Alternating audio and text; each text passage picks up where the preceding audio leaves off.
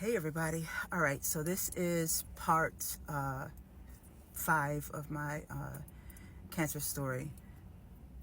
First of all, I apologize to those of you who are keeping up with this story on TikTok. For whatever reason, the video that I made yesterday did not stay up there. So I literally just had to go up there and upload it again. So please, if you watched 1, 2, and skip 3, and skip 3, you got to go back and watch that because really, really important part of my story is in that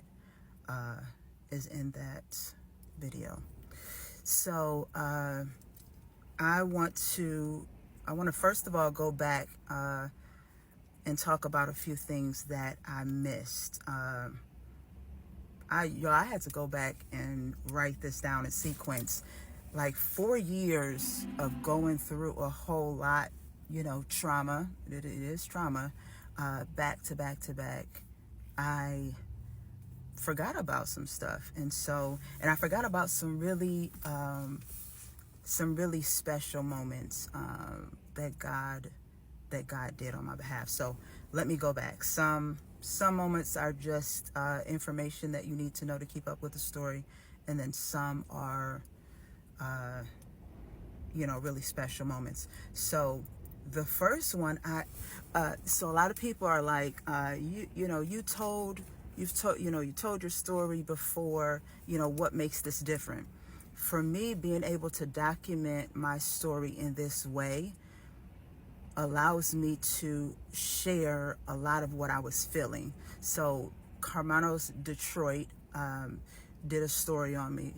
And of course, you do an interview and stuff, and they only put so much in that.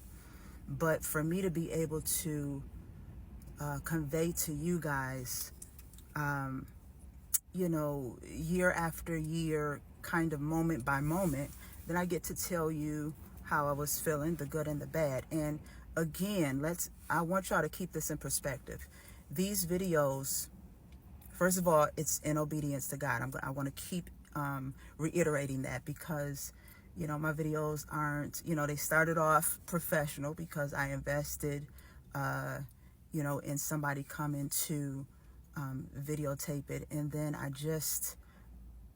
wasn't ready, I guess, for, all of that. And I don't want to go into all that, but it just didn't work out. So now I have to do it on my own. And this is not something done professionally, but it's me, no filters, no none of that. It's just me. And I want it to be that way. The only reason why I have on makeup right now is because I'm about to go to Bible study, but I don't want anything distracting you guys from the testimony that I'm giving you. Okay, so this is not my wheelhouse or my strong suit to do videos, but I am being intentional in 2024 in obeying God and doing what he said. And he said to share my story, and so I'm getting it out there to as many people as I can. But these videos are mainly for people who are going through cancer right now, who have gone through cancer and just need to be reminded of maybe you got diagnosed again and you need to see somebody else having gone through that, that God brought somebody through that. Or anybody going through hardship. Like, I just want to testify of God's goodness in the midst of a horrible season. That's it. God's goodness in the midst of a horrible battle. And so let me continue with my story. If you did not watch part 3, go back and watch part 3 and then jump on over here to 5. All right. So one of the things that maybe a lot of you fellow survivors can relate to is that I was extremely terrified of getting that port placed.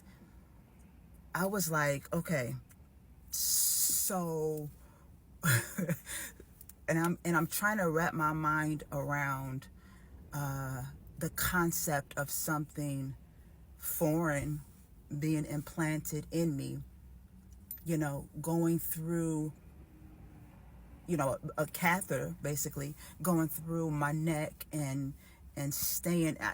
I just couldn't wrap my mind around it. I was, when I tell you terrified, I was terrified. And you know, I do remember calling my friend, and just bawling on the phone, like, I can't sleep, I'm hyperventilating, like, what is it gonna feel like when they put this port in me? So I just wanted to put that in there so that you guys are kind of following me, following how I'm feeling as I'm going through different things.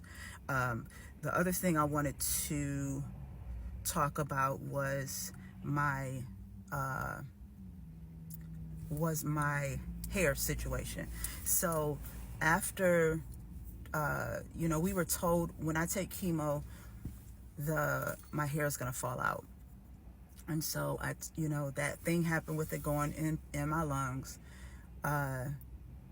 which it really didn't absorb. So I technically did not take that chemo treatment.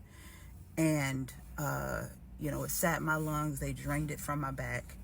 And then I went and got the regular one done. I mean, the first one done, technically the first one done. And then the third one, I opted out and had the surgery. So anyway, I was believing God not to have to lose my hair.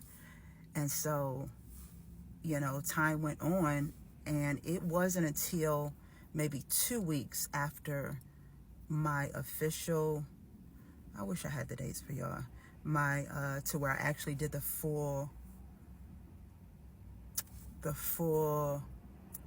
treatment, that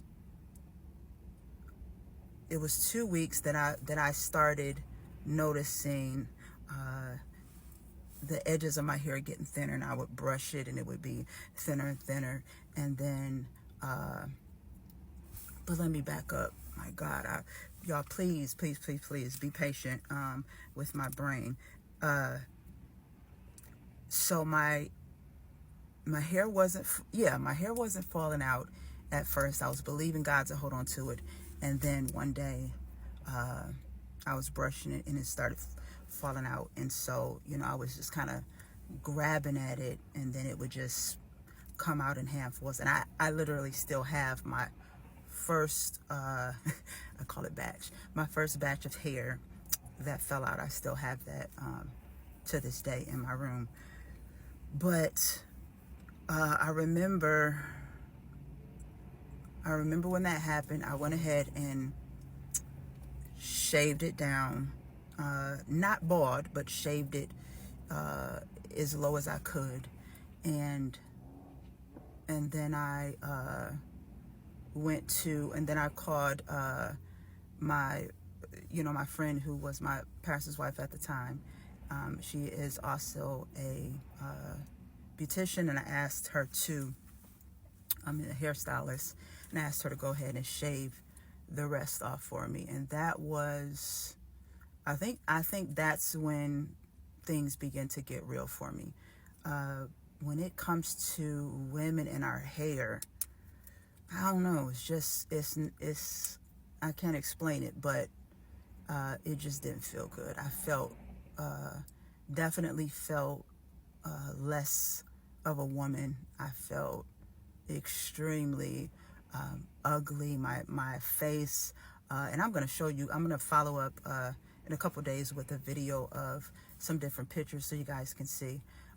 But I had the acne scars, and then bald, and let's talk about this part before my time cuts out, because we're at 9 minutes and 30 seconds. I started gaining weight because of the steroids. So here I am having to shave my head off. I've gained weight. I have acne scars. I just felt really, really low.